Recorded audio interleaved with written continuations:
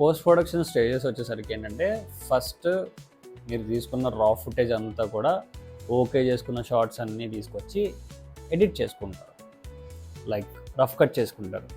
Rough cut చేసుకున్న తర్వాత ఆ రఫ్ కట్ తీసుకెళ్ళి మీరు డబ్బింగ్ చెప్పించుకుంటారు అనమాట. డబ్బింగ్ చెప్పించుకుంటారు as well as colour grading చేసుకుంటారు. రఫ్ కట్ తీసుకొని ఆ రఫ్ కట్ ఏదైతే ఉందో ప్రతి షాట్ మీరు కలర్ గ్రేడింగ్ అండ్ డబ్బింగ్ తీసుకుని వెళ్తారు. ఈ డబ్బింగ్ కలర్ గ్రేడింగ్ అయిపోయిన తర్వాత ఆ రఫ్ కట్ని మళ్ళీ 1-2 సార్లు చూసుకొని ఎక్కడైతే ల్యాగ్ అనిపిస్తుందో, ఎప్పుడైనా వీడియో లెంత్ ఉన్న ల్యాగ్ ఉన్న జనాలు చూడరు అనమాట, స్కిప్ చేసేస్తారు, లేదంటే కంప్లీట్గా వేరే వీడియోకి వెళ్ళిపోతారు మీ వీడియో తీసేసి.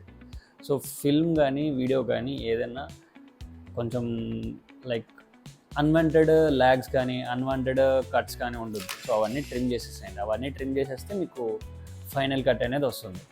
ఇది ఎప్పుడు జరుగుతుంది?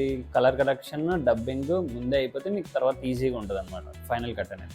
సో ఈ ఫైనల్ కట్ తీసుకొని మీరు తర్వాత సౌండ్ ఎఫెక్ట్స్కి వెళ్ళాలి.